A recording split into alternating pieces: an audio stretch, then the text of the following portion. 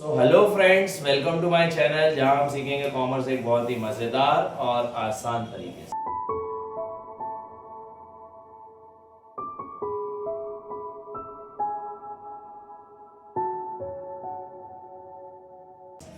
इससे पहले वाली वीडियोस में हमने देखा सप्लाई क्या होता है और सप्लाई के डिटरमिनेंट्स क्या क्या हो सकते हैं, सप्लाई कितने प्रकार की होती है और सप्लाई शेड्यूल और सप्लाई कर्व कैसे बनता है।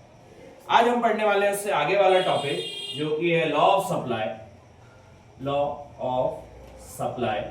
लॉ ऑफ सप्लाई होता क्या है? Law of supply is a statement which says that कि if there is a change in price or if there is a increase in price then supply will also increase, and if there is a decrease in price then supply will also decrease, which shows that supply और price दोनों का direct relation होता है।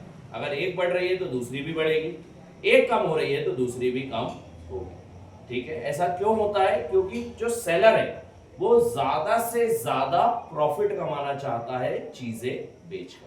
पहले suppose मान लेते हैं कि 10 रुपए में कोई चीज बिकती थी, उसकी मैन्युफैक्चरिंग कॉस्ट 8 रुपए थी और 2 रुपए उसकी क्या था, प्रॉफिट बन रहा था। अब वही चीज 12 रुपए की बिक रही है और उसकी मैन्युफैक्चरिंग कॉस्ट आज भी वही। हम ये असम्पशन पढ़ते हैं कीपिंग अदर फैक्टर कांस्टेंट, तो हमारा प्रॉफिट बढ़ गया होगा, 4 रुपए हो गया होगा। तो यहाँ पे जो वो सप्लाई कर रहा था वो यहाँ वाली सप्लाई से ऑफ कोर्स सी बात है ज्यादा। वही लॉ ऑफ सप्लाई बोलता है कि इफ अगर प्राइस बढ़ती है, if the price increases supply will also increase, if the price decreases supply will also decrease. ठीक है, ये कहलाता है लॉ ऑफ सप्लाई। तो क्या बताता है कि दोनों के बीच में कैसा रिलेशन है? Direct relation. डायरेक्ट रिलेशन क्यों है? क्योंकि सेलर यहाँ पे ज्यादा से ज्यादा प्रॉफिट बनाना चाहता है। ये समझ आया? लॉ ऑफ सप्लाई की कुछ असम्पशंस भी। सबसे पहला असम्पशन जो भी हमने डिटरमिनेंट पढ़े वो कोई भी यहाँ पर काम नहीं करेंगे। चेंज इन अदर गुड्स नहीं होना चाहिए, change in factor of production नहीं होना चाहिए, चेंज इन टेक्नोलॉजी नहीं आनी चाहिए, गवर्नमेंट पॉलिसीज में चेंजेस नहीं आने चाहिए, किसी भी प्रकार का चेंज नहीं आना चाहिए जिसकी वजह से सप्लाई में थोड़ा भी इफेक्ट आ सकता है। अगर ऐसा होगा तो सप्लाई बिल्कुल लॉ ऑफ सप्लाई जैसा ही काम करेगी। ठीक, उसके अलावा इसके कुछ फायदे भी है। लॉ ऑफ सप्लाई किन किन जगहों पर काम नहीं करता और क्या क्या इसके बेनिफिट्स हैं, ये मैं अगली वाली वीडियो में कवर अप करा दूंगा जब मैं आपको चेंज इन सप्लाई पढ़ाऊंगा। इसके बाद लॉ ऑफ सप्लाई के बाद एक इंपॉर्टेंट टॉपिक जो मुझे आपको पढ़ाना है, इसकी एक अलग से वीडियो आनी चाहिए थी, which is elasticity of supply. ये इलास्टिसिटी ऑफ सप्लाई होता क्या है, किस तरीके से काम करता है, ये अपन अब देखेंगे। तो जैसे हमने इलास्टिसिटी ऑफ डिमांड पढ़ के आए थे, उसमें हमने पढ़ा था 5 प्रकार की इलास्टिसिटी होती है डिमांड की, ऐसे ही सप्लाई की भी 5 प्रकार की इलास्टिसिटी होती है। ठीक है, पहला कहलाता है elasticity of supply. Elasticity of supply की बात करें तो 5 प्रकार की इलास्टिसिटी होती है सप्लाई की। पहला, perfectly elastic supply.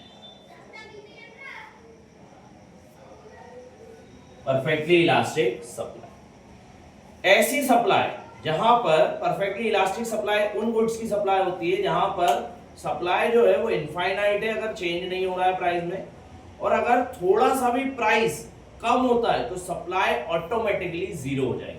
It is known as perfectly elastic supply. कि वो जो सप्लाई है वो बहुत ज्यादा इलास्टिक है, अगर जरा सा भी प्राइस में चेंज आएगा, जरा सा भी प्राइस गिरेगा तो सप्लाई ऑटोमेटिकली क्या हो जाएगी? जीरो हो जाएगी। It is known as perfectly elastic supply. ठीक, दूसरा होता है perfectly inelastic supply. Perfectly inelastic supply. Perfectly inelastic supply क्या होती है? परफेक्टली इनइलास्टिक सप्लाई वो सप्लाई होती है जिसमें कितना भी चेंज हो जाए प्राइस में, कितना ही प्राइस गिर जाए, कितना ही प्राइस उठ जाए, सप्लाई में कोई भी चेंज नहीं आएगा, उसको बोलते हैं परफेक्टली इनइलास्टिक सप्लाई। ठीक, प्राइस 100 रुपए था तब भी उतनी सप्लाई थी, प्राइस 20 रुपए हो गया तो भी उतनी ही सप्लाई है, और प्राइस 200 हो जाएगा तो भी उतनी ही सप्लाई। इनइलास्टिक सप्लाई, सप्लाई में किसी भी प्रकार का कभी भी कोई भी चेंज नहीं आने वाला, is known as perfectly inelastic supply. ठीक, परफेक्टली इलास्टिक सप्लाई क्या है कि अगर थोड़ा सा भी गिर रहा है प्राइस, थोड़ा सा भी चेंज आ रहा है, 100 से 90 भी हो जा रहा है, तो सप्लाई क्या हो जाएगी, जीरो हो जाएगी। It is known as perfectly elastic. Perfectly elastic कितना ही चेंज हो जाए प्राइस में चेंज, सप्लाई में चेंज नहीं आएगा। It is known as perfectly inelastic supply. ठीक। Third is unitary.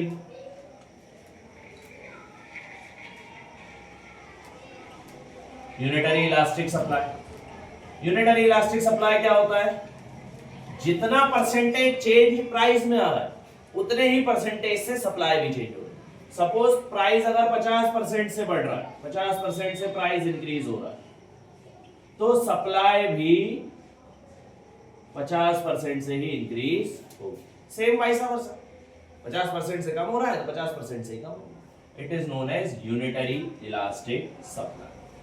ये समझ आया। दूसरा फोर्थ होता है highly elastic. Highly elastic supply.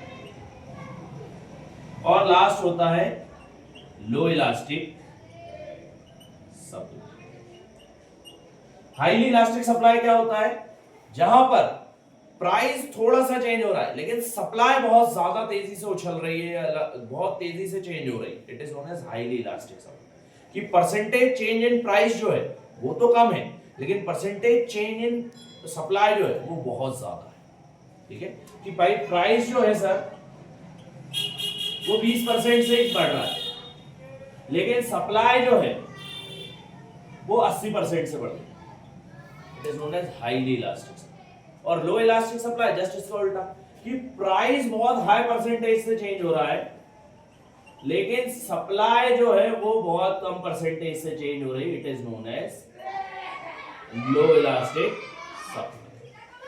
ठीक है, इसको बोला जाता है हाईली इलास्टिक और लो इलास्टिक सप्लाई। ये 5 प्रकार की इलास्टिसिटी होती है। सबसे पहला परफेक्टली इलास्टिक, जहां पर प्राइस अगर थोड़ा सा भी चेंज होगा, अगर प्राइस 10% से भी गिरा तो सप्लाई क्या हो जाएगी, जीरो हो जाएगी। It is known as highly elastic supply. Price कितना ही चेंज होता रहे, प्राइस कितना ही गिर जाए, सप्लाई में किसी भी प्रकार का चेंज नहीं आएगा। It is known as perfectly inelastic supply. जितने परसेंटेज से प्राइस बढ़ रहा है या कम हो रहा है, उतने ही परसेंटेज से सप्लाई भी बढ़ेगी या कम होगी। Unitary supply. Highly elastic supply, price तो कम लेवल से बढ़ रहा है लेकिन सप्लाई बहुत ज्यादा तेजी से बढ़ रही है, यूनिटरी इलास्टिक सप्लाई। और लो इलास्टिक सप्लाई, प्राइस बहुत तेजी से बढ़ रही है लेकिन सप्लाई उतनी तेजी से नहीं बढ़ पा रही है। It is known as unitary elastic supply. ठीक, ये कहलाता है इलास्टिसिटी ऑफ सप्लाई। तो आज अपन ने कंप्लीट करे 2 टॉपिक, लॉ ऑफ सप्लाई और इलास्टिसिटी ऑफ सप्लाई। इसका एक ग्राफ भी बनता है, मैं ग्राफ भी बना दे रहा हूं। शॉर्ट में एक ही ग्राफ में मैं सारे समझा दे रहा हूं। Unitary elastic, less elastic, no elastic, highly elastic, perfectly elastic और हाई इलास्टिक सप्लाई। ठीक, तो ये इस तरीके से ग्राफ बनेगा। और अपन जब आगे मैं आपको चेंज इन सप्लाई पढ़ाऊंगा उस समय और अच्छे से समझा दूंगा ग्राफ किस तरीके से बनते हैं। इससे पहले वाली वीडियोस में अपन ने पढ़ के भी आए। ठीक है, तो आज के लिए सिर्फ इतना ही। एक बार और आप जो भी बुक्स रिलाई करते हैं उन सब में जाके देखिए किस तरीके से ये सप्लाई काम करती है, क्या लिखना है आपको, किस तरीके से चीज़ें लिखनी है, कहाँ पर क्या ग्राफ्स बनाने हैं और शेड्यूल बनाना है। ठीक है, so please subscribe. Thank you so much.